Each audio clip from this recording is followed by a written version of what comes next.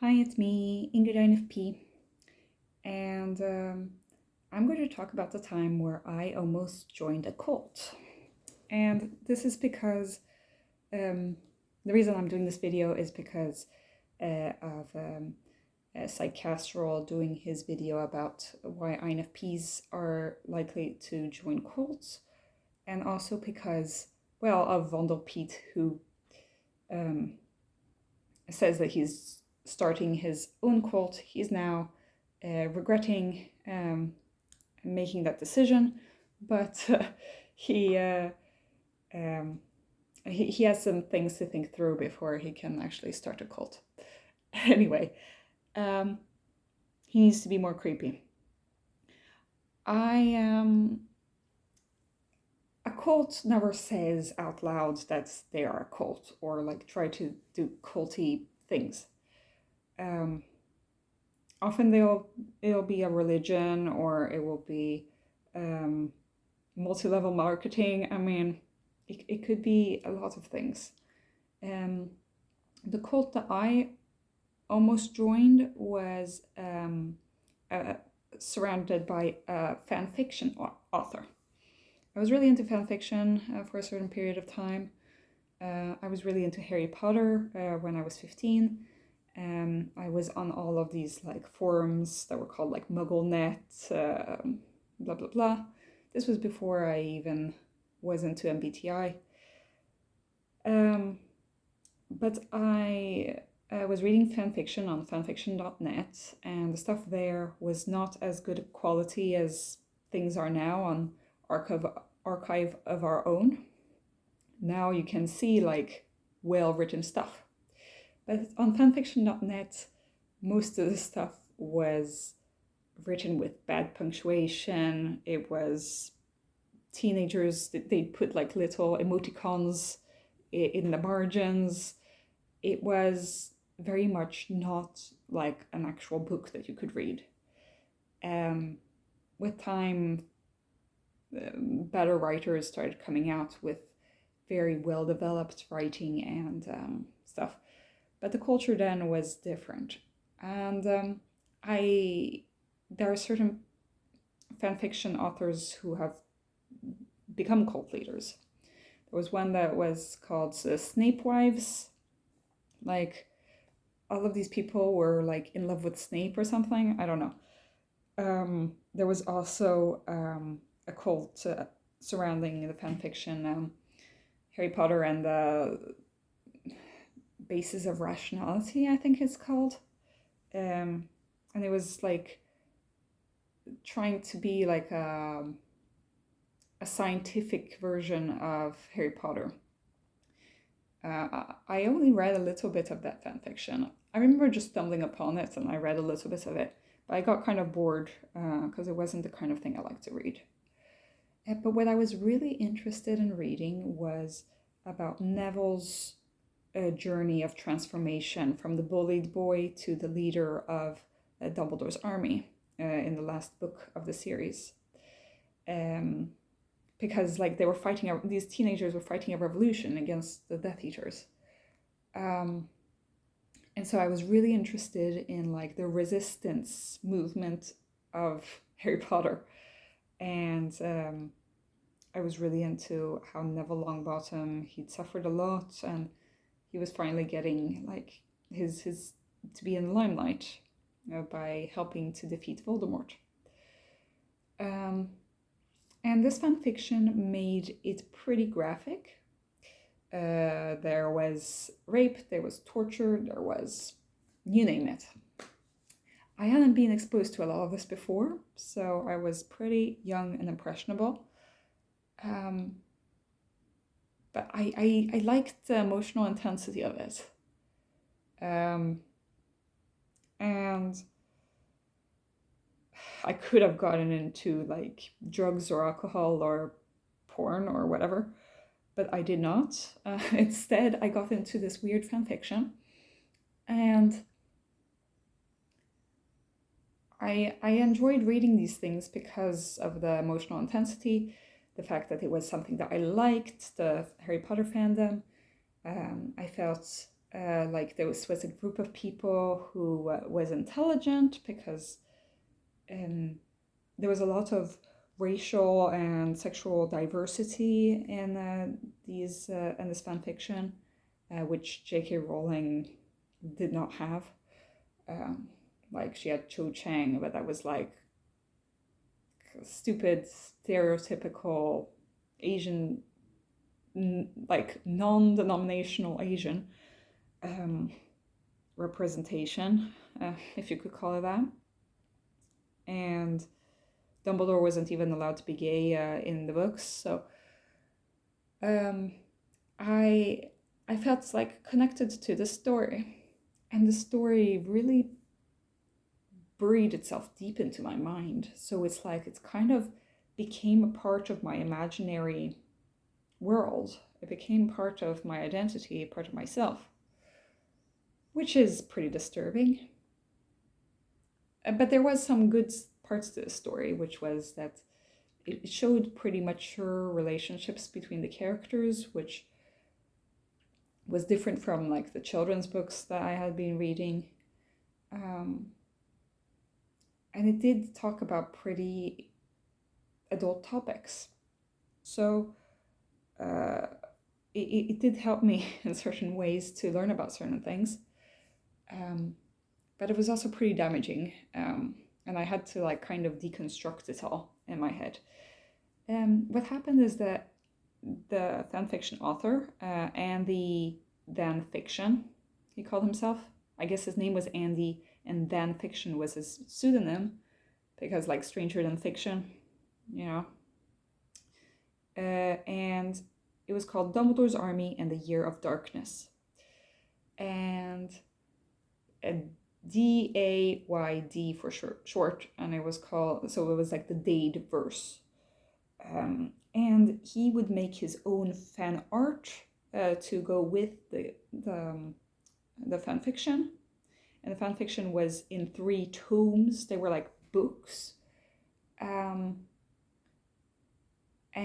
I only read the first book, and then I got into like half of the second book before I started realizing that this stuff is just getting crazier and crazier. It was just getting more and more graphic, more and more away from the original source material, more and more new characters, and the old characters seem out of character, and it just seemed at this point he was just doing the graphic for like a kind of fetish thing, you know. It started developing. It was really good in the first book. I did reread some passages. He has since taken it off fanfiction, but I think it was like archived somewhere. And it wasn't as well written as I thought it was when I was 15. But it was pretty well written for somebody who did this for free. But then I started realizing this guy, he's hiding something. Like at that point in time, there was a lot of discussion about like, you know, gender, and it was a weird period of time. It wasn't. It was the LGBTQ community. Things were pretty strange at that point, because like a lot of countries did not have any rights, and the only way that we could express things was through this weird fan fiction. So it felt like being understood, being accepted in a group. I didn't know I was gay then, but I'm guessing that a lot of people were lost teenagers who, and Andy Thanfiction, he was a stereotype of like, he had blue hair sometimes, and he was pretty androgynous. Not a lot of pictures of him. I think that he wanted to keep the aura of mystery around him. I found out years later when I was looking for that fanfiction, because I was kind of having some wave of nostalgia, and I realized that he had been a cult leader and that he had manipulated several people in different fandoms and used different pseudonyms in different fandoms. He had also been very manipulative and weird in the people in his life. And he kind of, I think that he was like bipolar or had some kind of psychosis and grandiose thoughts, was a narcissist, you know. And now that I think back on it, I did see one of the things that made me not join the cult was that I did not want to give money to such a arrogant, controlling person. I really loved his work and I really wanted to buy his artwork because it was really, he drew well. And he also wrote pretty well. But I realized that this guy was not somebody I wanted to be friends with. He took criticism really badly, and he would make fan fiction of his own fan fiction, which was pretty weird. And I realized that he was actually not as open-minded as I thought. And yeah, this is kind of difficult for me to talk about because like I wasn't aware at all that this was like a cult thing. I just realized that I don't want to keep reading his stories. But I could have gotten much more invested. I saw people online who were like worshipping him and sending him money or like going to cons with him. And his story really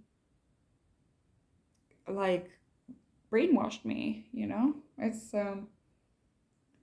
sad because I never actually was able to pull that story away from my brain. There's certain stories that they just stay with you, and yeah, I wish I could erase that from my brain, but it was ingrained in me. Also, I was young, so you know, it becomes part of your life story. It became part of my identity. It's part of like my dreams. Because I was really into Harry Potter. I was really into Neville Longbottom's journey. Not into him himself, but I wanted to see a story of like a revolution of children, like in the Hunger Games, that kind of thing. I had just read the Hunger Games, I think, and I felt like accepted in a community of like-minded people, and I was vulnerable. I was at my most depressed at that point, and I was supposed to have like, you know, a pretty boring life without like ever reading fan fiction. It was a very secretive thing as well, which is a way of isolating you from other people, because he chose fan fiction to groom people pretty much, acting like he was everybody's older brother. So I'm glad I kind of was never totally like, I never engaged really in that. I never wrote to him, I don't think. I just stayed and lurked on the sidelines, which I think is good. I think that's a good trait for INFPs, is that we don't like jump into things. I think that I was there just lurking around, seeing what was going on. And I am pretty independent, so I don't just like blindly follow somebody. But I do see that 15-year-old me was pretty impressionable. If an actual cult had tried to recruit me, I would have been more susceptible than I am now. Thank God I wasn't born in a cult. That would have been terrible. I do follow a lot of cult survivors, and like I subscribe to several cult survivor channels, and it's really amazing how strong, how brave, how courageous these people are to like go against everything that they've ever known, and like braving the world, braving the rejection from their families. I follow Amanda Grant and Eskel Grant. Amanda Ray is her actual name. They are brother and sister who grew up in the Kingston clan, which is a polygamous group in Utah. And they have been out of the cult for several years, but they were born in the cult. I also follow Fundie Diaries with Nelly, and Jesus is my girlfriend, and their sisters who grew up in Christian fundamentalism and the Quiverful movement, which is also about having tons of kids, except that it's not polygamy. It's more like, it's a little bit more like the Duggar family kind of stuff. And I follow Sam and Melissa, who are, Sam was in the FLDS with Warren Jeffs, which is a polygamous group. Lots of terrible abuse and stuff happened there. And I don't know why I'm so interested in cults, but I think it's interesting to see that we're not immune. Nobody's immune to being indoctrinated, being brainwashed. We can all be brainwashed, especially if we're in a dark place, especially if we feel isolated and alienated from people, which is something that we INFPs feel a lot. We want to be seen and known, and we want to have some happiness, some joy in our life, and we want a sense of community.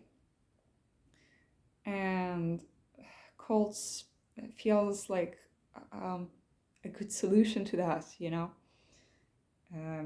Obviously it's not a solution. It causes a lot more problems than it gives. It restricts your freedoms rather than like giving you more freedoms. I do not recommend. I do not recommend joining a cult. I think that probably a lot of people who are on YouTube have been raised in a cult, but some of them might not know it.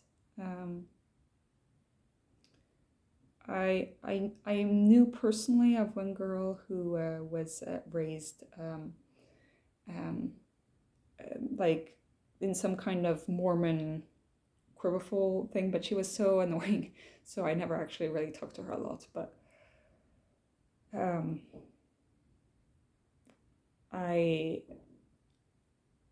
sorry for all the victims of this. I also got really into North Korea for some reason at a certain point. And that's a cult of personality as well.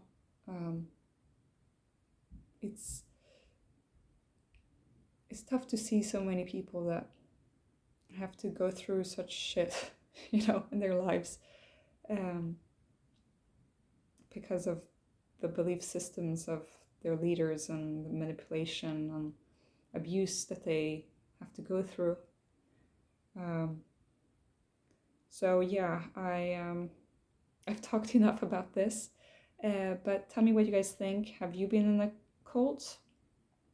Have you been almost in a cult? Do you know somebody in a cult? What do you think about cults? Yeah, that's it. Have a great day.